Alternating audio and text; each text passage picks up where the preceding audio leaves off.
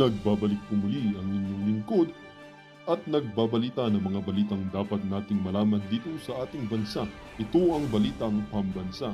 Atin ngang matutunghayan sa channel na ito kung ano ang nangyayari sa loob ng ating gobyerno at syempre tumutulong na rin sa ating mga mamamayan na malaman ang katotohanan dahil mayroon tayong karapatan na malaman ang tunay na nangyayari sa ating bansa.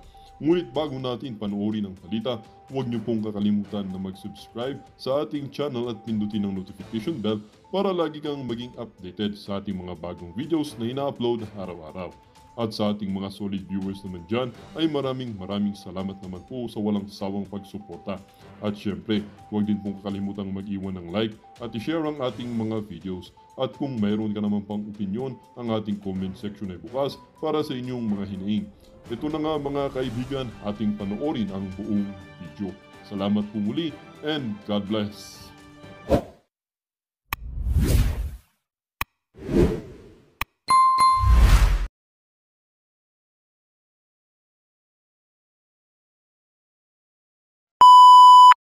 Ito ho yung sinabi nitong si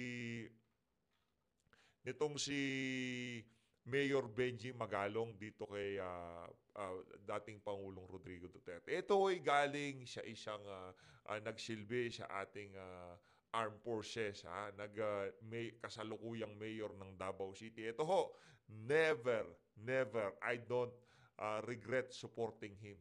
Ha? He was very supportive. He was very genuine. Totoo ho yan mga kababayan. Namit na ho natin eh. Namit na ho natin. Yan, si tatay. Namit na ho natin. Maniwala ho kayo. Napaka-genuine nitong si Tatay Digong. Sa totoo lang namit na ho natin. Sobrang saya ho natin nung namit natin yan si Tatay Diggs. Di pa ho natin linalabas yung mga larawan kasi sa tamang panahon ho natin ilalabas. No? Pero namit na ho natin, nakadaupang palad, nakapagmano, masaya ho yung experience natin sa pagkikita natin dito kay dating Pangulong Rodrigo Duterte. Wala akong nakitang pretension sa kanya. Wala ho talaga. Genuine nga eh. Ganyan ho itong si dating Pangulong Rodrigo Duterte. Pero itong si Marcos Jr., ito para talagang solidong-solido atake natin dito sa video na to, di ba? Kung kahapon ay talagang bugbog sarado sa atin si Manny Pacquiao. Manny, sa totoo lang, tigilan mo kasi yung mga kaplastikan mo. Masyado kang, kung galit ka, kung bati kayo. Binabanat-banatan mo, tapos bigla tatandem ka, sasali ka sa lineup. Ano ka, tanga?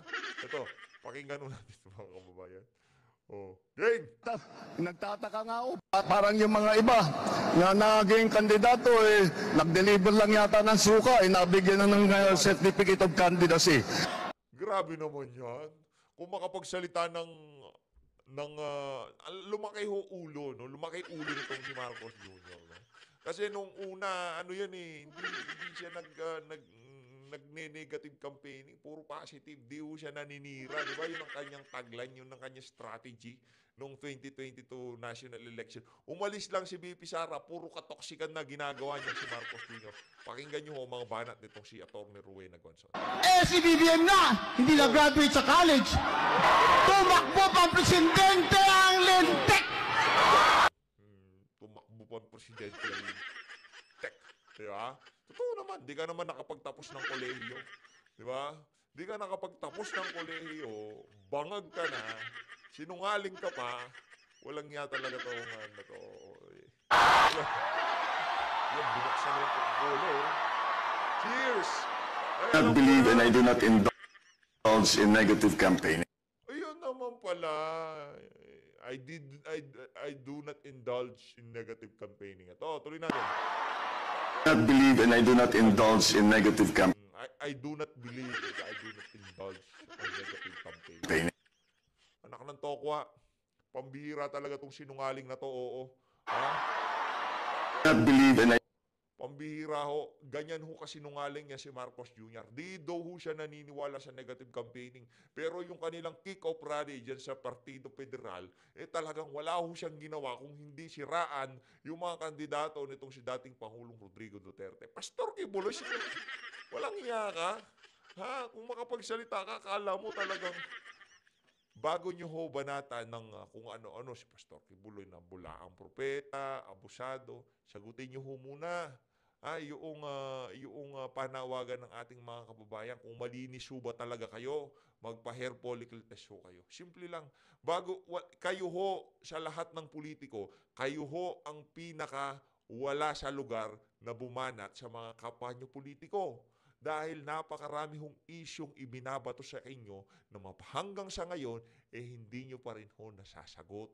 Hindi pa rin ho natutuldukan sa kaisipan at kamalayan ng sambayan ng Pilipino. Kaya dapat ho, bago ko ho kayo magbida-bida, bago ho nyo bayanatan yung mga kalaban nyo, siguraduhin nyo ho muna na malinis kayo, Mr. Marcos. Eto ho, di pa ho tayo tapos dito. Dito pa rin ho tayo kay Atty. Rowena Guanzon. Ha? Yung si Atty. Rowena Guanzon ho kasi, isa ho yan sa ngayong mga panahon na to, kahit dilawan yan, sa lahat ng dilaw, yan lang ho ang nagsasalita, pumupuna, bumabati ko sa mga kabalbalan dito sa administrasyon na to. Kaisa-isang pink na dilaw. Kaya sa totoo lang ito ano lang to. Tayo lang to siguro. Bahala kayo, pero ako, tumaas ang respeto ko dito kay Rowena Guanzon kahit papano. Kasi hindi siya kagaya ni Kiko Pangilinan, Risa Hontiveros, Leila de Lima, hindi ho siya kagaya ng mga nabanggit natin na yon. Siya, pagka mayroong issue, ang administrasyon, binabanatan niya. Pagka may issue si BP Sara, sumusundot siya. Wala ho siyang, hindi ho siya kagaya ng ibang mga kandidato dyan na masyado ho silang halata na nabili na sila ng Malacanang. Pakinggan niyo ho ito mga kababayan. Ito talaga yung akap na yan. Hmm. Tayo mga PWD, laging iiwan na lang. Yung akap nila, 37 billion. Pero kinunan ng 89 billion ang PhilHealth na dun sana mga PWD talaga makikinabang.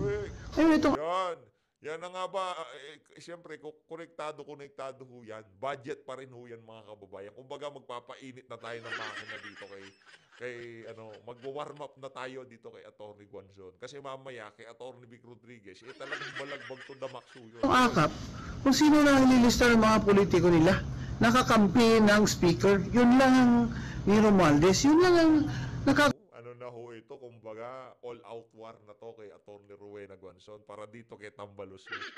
Banatan mo, madam. Huwag kang mag-alala. Nasa likod mo sa bayan ng Pilipino. Basta tama, ha? Di naman ho kasi kami mga tanga dito, mga DDS. Di ho kami ganon.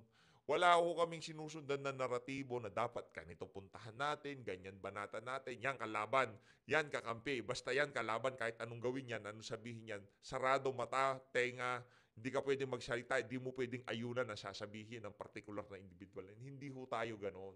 Hindi ho ganon ng mga DDS. Dito ho, pagkatama sinasabi nyo, pinapakinggan kayo. Pero kayo, bumili lang ng suka, tapos bigla kayong nasa Partido Federal, magkakaproblema. nakakuha ng akap na yan. Kaya nagreklamo po tayo. Susulat po ako sa Secretary of DSWD dyan. Mabuti na lang kung ang mayor nyo ay mahal ang mga PWD. At ililista din kayo. Kung hindi, nauuna po yung mga political leaders nila dyan sa akap. Kaya yan po kaya nagreklamo po talaga tayo dyan. Kaya sa mga Facebook nyo, magsabi po kayo na nagreklamo kami dito sa akap dahil lagi na lang nauuli ang mga PWD na dapat sana nauuna kayo. Dahil kayo talaga, ang hirap na po makapagtrabaho dahil nag-aalaga pa kayo sa mga anak nyo na PWD. Sige. Pero in fairness, very consistent tong si Atty. Guanzon dyan sa advokasya niya ng yung para sa mga PWD. Fairness. Pero, Atty. Guanzon, dilaw yan, pink yan. Pero nasa sa inyo ho yan, ha? Pero bumibilib lang ho tayo dito sa Ali na yung batikos niya, hindi dahil noong panahon ng ganito, binabanatan si Digong, pinupunang mga kamalian ni Digong. Dito ho kasi, kumbaga nakita natin yung mga mapagbalat kayo. At itong alin na to, nakita ho natin siya, kasama ho siya doon sa mga talagang totoong bumabatikos pagka merong maling ginagawang administrasyon. Hindi yun natin sobrang kumbaga pinapabango itong si Guanzon. Sa mga nakalipas na buwan, sa mga nakalipas na panahon, dito sa pag-upo ng administrasyon to, isa ho siya doon sa mga dilaw na pink na kahit papaano bumabanat sa admin. No, bumabanat ho siya sa ayuda, diyan sa mga kabangagan nitong si Marcos at itong si Romualdez. Nagsasalita ho siya. In fairness.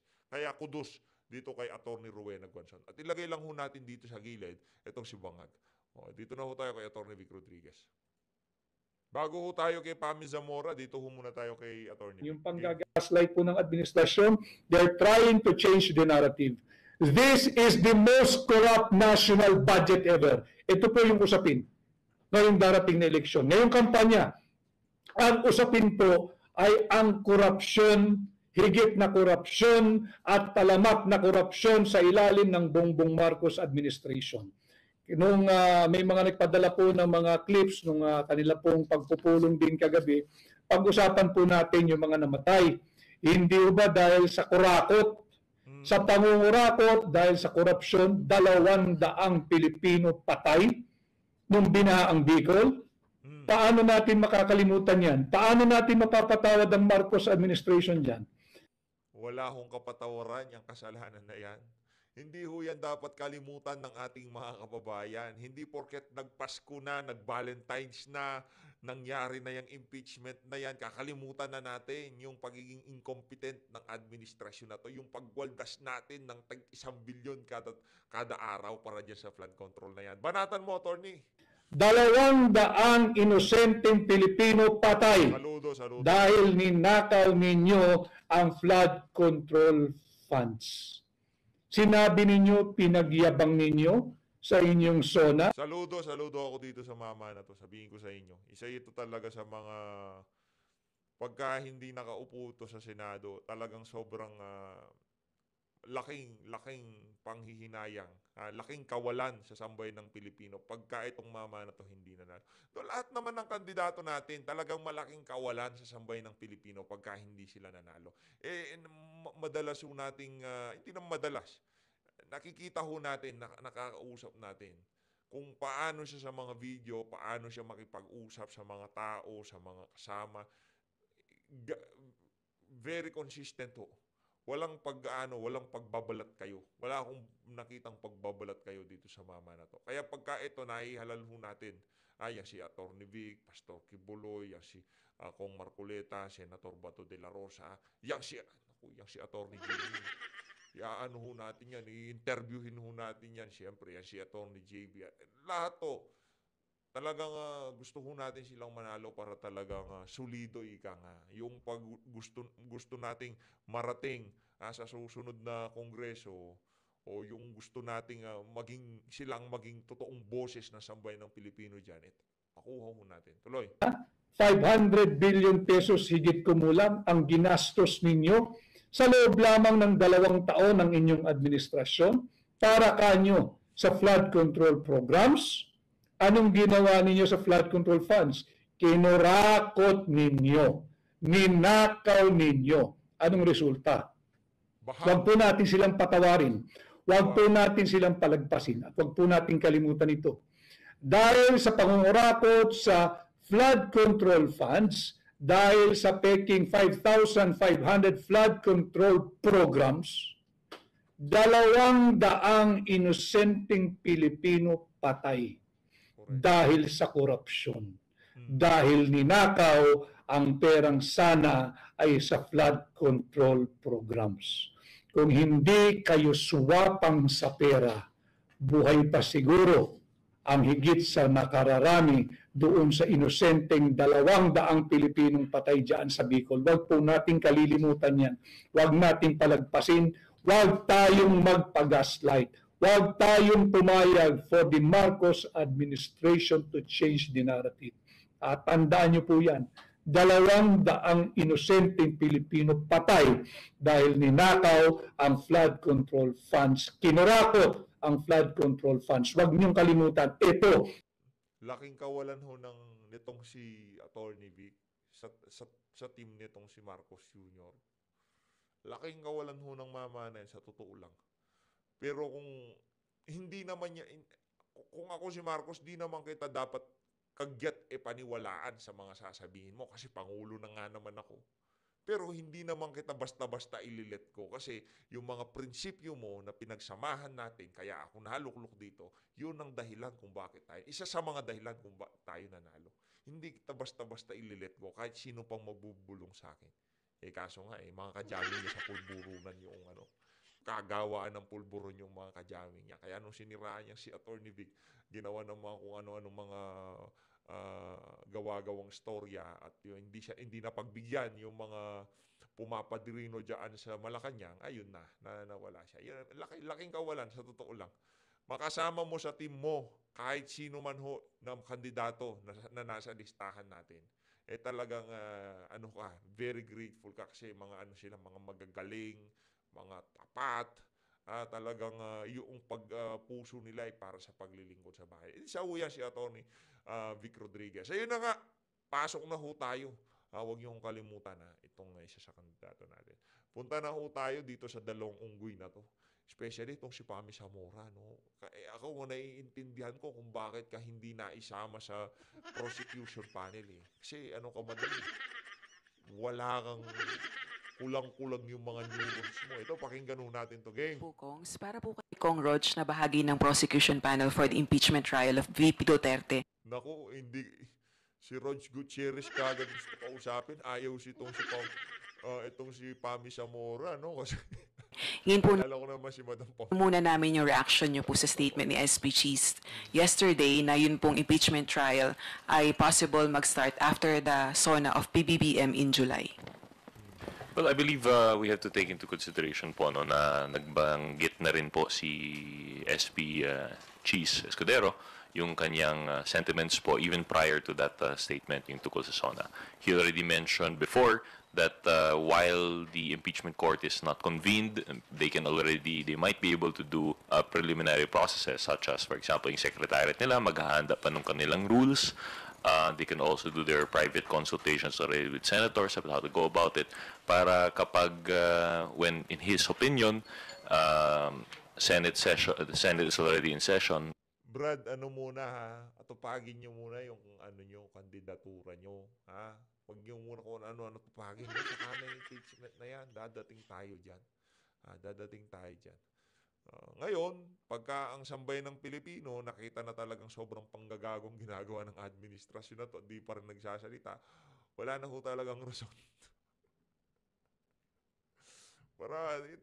Grabe naman, di ba? Pagka nakita na talagang panggigipit sa mga vlogger, kay VP Sara, ganito ginagawa sa kanya. 32 million, binigyan siya ng boto. Tapos ginagago siya sa Senado. Pagkasambay ng Pilipino, hindi pa ho nagsalita dyan sa isa na yan, hindi pa ho lumabas o hindi pa ho naglabas ng saloobin dyan sa particular na issue na yan. Malaki yung problema ng buong Pilipinas. Yun ang sigurado natin. Mapupunta ho talaga sa aso itong ating bansa pagka nagkataon na sa kabila ng nangyayari na to, hindi iimik ang ating mga kababayan. Sana, mali tayo. Sana mali tayo. At pagdating ng panahon na pagka umabot na sa sukdulan yung pambababoy na yan sa 32 million na Pilipino, pagka kinailangan na ho nating magsama-sama, sana sumama ho kayo. Which, according to him po, kailangan ng plenary action. Smooth na po yung daloy. So I think yung sinabi po niya na after SONA pa po yung trial, I think it was in reference to yung trial proper po, no? Yung general idea natin kung ano po yung trial, yung paglilitis. But the whole trial per se, there are now advancements. Since the last impeachment hearing, nabanggit nga po ni Senator ni SP Escudero na they might, depending on the secretariat, depending on the rules that are proposed, they might take up. For example, I think one thing that he mentioned was yung tanggap ng ebidensya in pre-trial by commissioners and yung actual pre-trial proper. These are things that could be done prior po. So I don't think kasama yun sa timeline na sinasabi niya na after SONA. But all of that said, I think yun po, I think that'll be a reaction. And as always, especially as a member of the prosecution team, we would not want to comment on the propriety of that statement, and we respect and we leave it to the senator judges po on how they see fit to convene po yung impeachment court. Hindi po ba kayo nasasayangan dun po sa ilang buwang paghihintay, I think almost 5 months, para po ma-resolve yung pong impeachment complaint? Kung Pami ka. Walang yaho talaga itong mga, mga press dyan sa House of Representatives. Noong pinatulog ng ilang linggo dyan sa House of Representatives yung impeachment na yan, hindi sila nasasayangan. Nung na-send na sa Senado, tinatanong sila, hindi ba kayo Can also answer.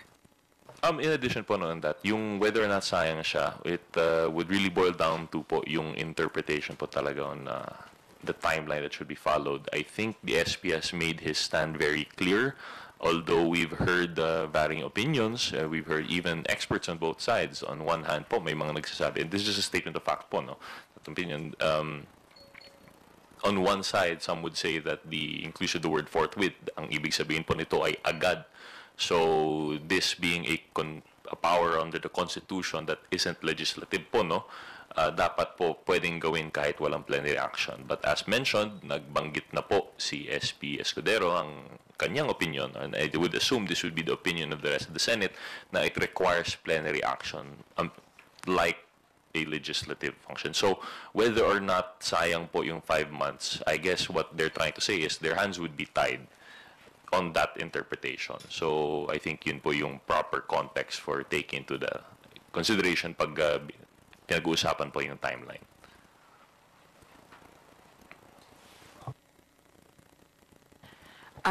Dun po sa prosecution panel, meron po ba kayong possible options para mas mapaaga yung impeachment trial? For example, encouraging President Marcos Jr. to call for a special session. Kasi si SP Escudero, nagbigay na po siya ng statement na unless magpatawag ng special session si PBBM, hindi po sila makakapag-conduct ng special session. Pero si PBBM made a statement unless the Senate requests him to call for a special session, hindi siya magpapatawag. So parang turuan po kasi. Opo, to answer the question, firstly, ay hindi pa po pinag-uusapan ng prosecution team, but as a personal opinion, I don't think the prosecution team will make any moves in that manner. Hindi po kami mananawagan, only for the simple reason na ayaw po kaming ma-misinterpret as trying to unduly interfere or influence yung yet to be convened impeachment court. Kailan po maintindihan, we will be advocates po in that court. And of course, anything that we might say or do might be tainted with bias. So we'd rather it not come from us. But kagaya ng sinabi na po ni SP Escudero, nabanggit na po na siya, na he is of the opinion na pwede naman po mag-call ng special session ng presidente. Kahit ang presidente sa isang press con, sinabi niya na he may call a special session, so we leave it to them na lang po on that decision. But as far as we're concerned, that would be... Abang lang kayo, magpapa-special session yan. Kayo nga, tinimun kayo dyan sa House of Representatives para talagang trabahuin yan si BP Sara, ma-impeach yan si BP Sara. Tapos alangan na mga pagdating sa Senado, mababara dyan yung kabalbalan nitong si Marcos Jr. Abang lang ho kayo, magtutuloy-tuloy yan. Hindi ho titigil yung mga walang yang yan, hanggat hindi na i-impeach itong si Vice President Sara Duterte. Pero tingnan lang ho natin kung yung mga susunod na kaganapan. Sa totoo niyan, sobrang na-excite ho tayo kung ano magiging resulta ng kapritsyo na to ng administrasyon ni Marcos Jr. Abang lang ho tayo. Be a call on their parts na lang po. Well, on my end and on our end, Ito walang utak ito. Walang utak to, puro taba lang ho meron dito sa ali na to. Pasensya na mama. Kasi doon sa mga previous pronouncement mo, magaling ka lang mag-English. Magaling ka lang magsalita ng English pero walang naman yung mga sinasabi. Tuloy mo naman. Kahit hindi naman ako part ng prosecution team, Saka di ka naman abogado. Usaping legal yan, yung pork with, baka di mo nga alam ibig sabihin ng pork with. si Speaker Martin Romualdez has already said that Congress respects and will not pressure the Senate. Although there are many legal luminaries who are advising Kaya sinasabi ko, gawan mo kami ng analogy yung sa classroom. Pero pagdating sa legal luminary, tigilan mo kami dyan, Brad. Madam, tigilan mo kami dyan, ha? Ikaw, ha? Palay po ka muna bago ako maniwala. the Senate to start right away. And while some advise otherwise, but Hindi as ka far as the House is abogado, concerned, we've tumigil ka. already impeached the Vice President, and so we will really leave it to the Senate as to when they will convene to become a trial court. Kaya nga, wala na eh. Binigay nyo na sa kanila yung bola eh. Sa sobrang pakialam meron nyo, sa sobrang mga apurado kayo, magpalay po ka muna kasi. Thank you, Rosalie. For today's second question, let us call on Tina Pangilinan. Puro kasi pagkain inaatupag mo. Puro kanin. Korupsyon pumupunta sa utak, kaya nagkakaganyan utak mo. Tigilan mo kasi kakakanin mo. Nakakabagal mag-isip yan. Tigilan mo yan. Perez from GMA7. For Prosec Kong Rog, will you be requiring the presence of Vice President Sara Duterte during the impeachment trial? Yun ang mga tanong. Again, we've yet to talk about yung specific matters such as this. Di pa po, wala pa na pag-uusapan, not even yung usual na, like your question last time, wala pa po akong update, wala pa pong division Baka of di ka work. nakasubscribe kay PHFD, kaya wala ka pang update. Di ba? Kung gusto nyo lagi kayong mag-update, mag-subscribe na mo kayo kay PHFD. Wala pa pong ganun details. But as for the calling of the witnesses, first and foremost, hindi pa po yun yung nabanggit, no? Hindi pa final. I can't say for sure if that we will call, although understandably it would be better for the it's actually the impeachment court will be able to, how do you call this, to mandate attendance naman po, no? But on the part of the prosecution team, definitely it would be better if the subject of the impeachment were there. If she were to be presented as a witness also by their defense, then we would have the opportunity also to cross-examine po, no? So sa kahit anong paglilitis po, mas maraming testigo, mas maraming ebidensya, mas maganda po. This goes both ways for the prosecution team and for the defense. Para po para lumabas po yung katotohanan. Any additional evidence or Kala ko bang in-impeach nyo na siya, alam nyo na, mabigat na ebidensya nyo. Bakit kailangan nyo pang dapat latagan nyo na lang kami. Wala na kayong palalabasan kasi napalabas nyo na eh. Konbinsido na kayo eh. Yan na naman yung bulahan natin. In-impeach nyo niya, hindi pa pala kayo sigurado. Kailangan nyo pa pala ng mga karagdagang ebidensya. Yan ho ba ang mga congressman na meron tayo? Nang i-impeach sila ng mga impeachable government official, gayong hindi pa mabigat ang ebidensya laban dito sa mga personalidad na ito. Paghahalata kayong mga nasa prosecution panel, parang mga kulang din kayo sa aruga. witness would be welcome po. Wala na talaga. Sir, how much of the evidence is with the prosecution team already? Without saying too much po, I think we have enough evidence. We have what we would say, I think it's more than enough, especially considering na in our O edi wag na kayong magsumpina. Ilatag nyo na lang yung mga evidence nyo. Kung palang palag-palag na yung mga ang tawag dito, yung mga ebidensya nyo, kung palag-palag na yan, at talagang bigat na yung mga ebidensya, ba't pa kayo kailangan magpasumpina? Ilabas nyo na lang kung ano yung meron kayo, kung malakas na yung mga yan. Kaso, ang problema ho natin dito, nagsisinungaling ka na naman, Rog. Ganyan ang ginawa nyo sa ating mga kababayan, dyan sa dyan sa One Rider Party List Di ba? Yan kayo Yan ang problema sa inyo Binubola nyo ang ating mga kababayan. Mabigat ang ebidensya tapos kailangan pa magsumpina. Ano yan, lokohan? Ano yon? Porket English, piling nyo hindi maiintindihan ng ating mga kababayan? opinion, of course, depende pa rin po yun. Ang impeachment case po ay not strictly criminal. It's sui generis. We've always mentioned this. It's more akin to an administrative matter po, no? Kasi the penalty, it's not punitive. Wala pong makukulong. Wala pong fine. Pero sama ng dating mo dyan, Brad. Screenshot ko nga. Ang problema, Brad, sinasabi nyo lagi, dapat accountable si VP Sara. Kanya yung ginagawa yan, para mapanagot siya. Anong klaseng pananagutan ang gusto nyong makamtan yan sa mga ginagawa nila yan? Gayon wala namang palang kulong yan. Diba? Tanggal sa pwesto at perpetually disqualify siyang humawak ng mga government posts. Talaga, bulahan ka. Fines and penalties na that would be implemented. Ang impeachment case lang po ang mayayari dito ay one, removal from office, and second, perpetual disqualification from public office. So hindi po siya strictly criminal. So yung strictest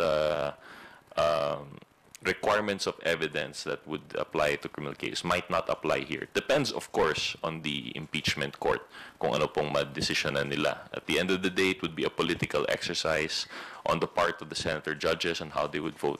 So, as far as we're concerned, I think we have enough evidence to at least convince our senator judges of why they should side with the prosecution on this part. But with that said, there would still be more avenues for additional evidence, definitely po. Especially kapag meron pong impeachment cases. There are some laws which actually have for their exemption impeachment cases for the request of more evidence. The power of subpoena, nandyan rin po yan sa impeachment court. So I'm pretty sure that the prosecution team will be open to all of these additional avenues to secure even more evidence po. Sir, does that include yung ni-raise po ni Representative Kong Hu na 12.3 billion peso unsettled financial transactions in DepEd during the tenure of the Vice President? Because he is calling on the House to investigate the issue. Therefore, wala pa yung ebidensya on this. So will that be included? Well, if we take a look po preliminarily on the articles ng ating impeachment, Di tinatanong si Pami Zamora, baka bigla na naman ho tayong paandaran ng ng classroom analogy no? Ang hirap dito kay Pami Zamora, bira lang ho kasi siya ng bira. Kaya yan ngayon nag-trending ho siya doon sa mga nakalipas nating video nung pinasadahan natin yung mga birada niya kaugnay doon sa sa impeachment, yung pirma-pirma no.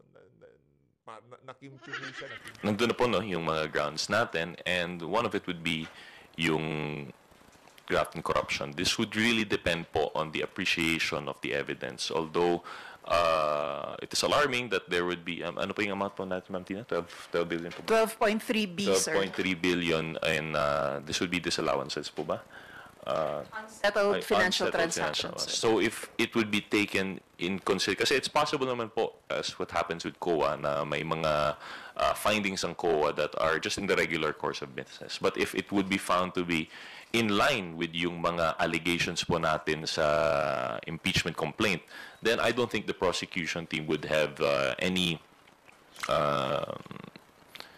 they will not shy away from making use of such evidence po siguro. Thank you po. Thank you, Tina. Bibian Gulia from ABS-CBN. In connection with Ate Tina's question, are you also joining the call for the Good Government Committee to investigate the said transaction? Unfortunately, as with many things po, as a member now of the prosecution team, I think I would have to exercise more restraint than other members of the House. I will not join the call, although we will anticipate eagerly any developments there. Kasi po, sa amin, because we already have filed the complaint, the House has already filed the complaint, and we are now anticipating the convening of the impeachment court. That would now be the proper venue for us to thresh out these issues if the prosecution team feels na kulang pa po yung evidence or that they would like to seek additional evidence. The proper venue would also be through the impeachment court. Although nothing precludes po the House from conducting inquiries in aid of legislation as part of its legislative functions, and nothing would preclude other members of the House po to answer this call po ng kapwa congressman po namin. On whether we plan to bring this up sa Good Government Committee, yes, ma'am. In fact, napag-usapan na namin yan ng ibang members dahil sa proposal ni Congressman Kong Hoon, balak po talaga yung talakayin sa Committee on Good Government. Also, Kong Rog, you mentioned that you have more than enough evidence for the prosecution of on the impeachment trial of the Vice President. Why is there a need to request for the subpoena of the bank records? Well, you don't stop po just because you know that you have enough evidence. No, you don't stop. Ayan na ho mga kababayan, mambobola na ho itong si Rod Gutierrez. Dito na ho na tatapusin ang ating reaction video kaugnay dito. Bistado ho sila, kulang-kulang ebidensya nila, di ba? Gusto nilang ligwakin itong si VP Sara, gayong wala. Diba? Kung talagang mabigat na, edi kung gayon pa lang pumirma na kayo at sinasabi nyo sa mga kababayan natin, okay na, approve. Impeach na sa House of Representatives, mabigat ang ebidensya. Ilatag nyo na lang ho yun para magkaalaman talaga tayo. Otherwise, mga sinungaling kayo. Talagang gumana yung 150 million sa pagpirma ng ibang mga congressman. Balita ho natin, atin-atin lang to ha. Kasi meron ho tayong nabalitaan na di umano,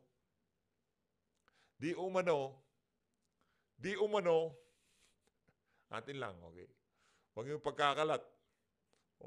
Sa atin lang to. Huwag yung sasabihin ha. Baka pag sabi nyo, sa atin lang.